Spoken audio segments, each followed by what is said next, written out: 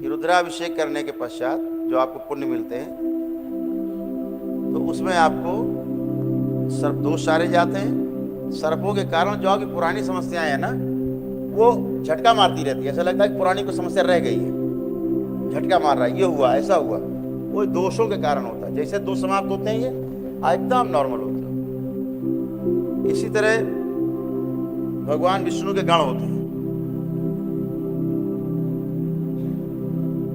जिन्हें किरात के नाम से जानते हैं। और अद्भुत व्यवस्था है प्रकृति में। जिन लोगों ने कभी असहाय गरीब को सताया होता है और किसी गरीब की हाय लगी होती है उस परिवार को, उसके परिवार में किसी ने भी किया होगा, ये नहीं कि आप ही ने किया हो, वो व्यक्ति जिंदा हो चाहे मर चुका हो, पूर्वज रहा हो आपके, उसकी हाय आपके डीएनए में बनी रहेगी। और कह भी गए कि हाय बड़ी गरीब की। हाय जिंदा नहीं रहने देती, आदमी को मरने भी नहीं देती, दोनों काम करती है। और आपके यहाँ असाध्य रोग पैदा करती है हाय, गरीब की हाय।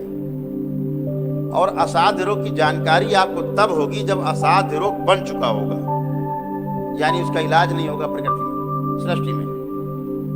तो समझ लीजिए कि आपके यहाँ हाय है गरीब की। और ये भी अद्भुत है प्रकृति का नियम, जिसको हाय लगी होगी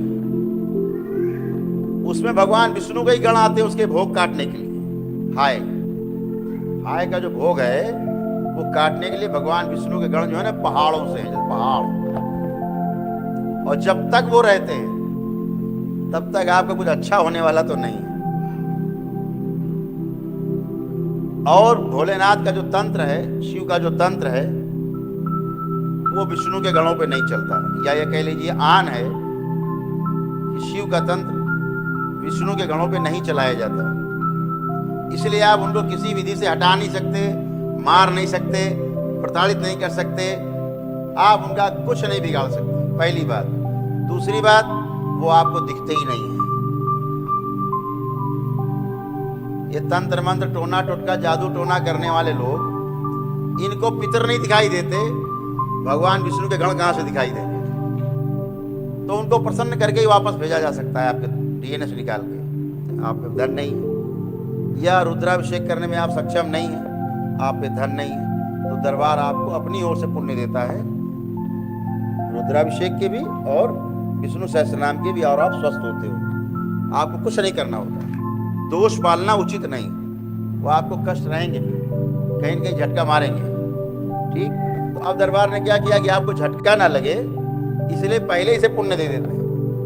कैसे देते हैं? जैसे बैंक देता है उधारी में, तो आपको पुण्य देते हैं।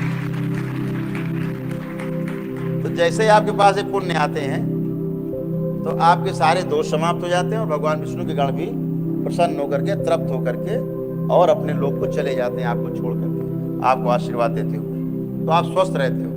तो जिनमें उधारी चुकाने की क्षमता हो, वो अपना 4-6 महीने में, साल भर में अपने घर में ही कर लें या दरबार में कर लें रुद्राभिषेक। अगर वहाँ घर में लगे बहुत महंगा पड़ता, दरबार आप आते ही रहते हैं, अपना कर लिया। यहाँ किया चाहे घर में किया, वो कोई इसके लिए वो विशेष हो नहीं कि नहीं आप यहीं करो, ऐसा कुछ नहीं।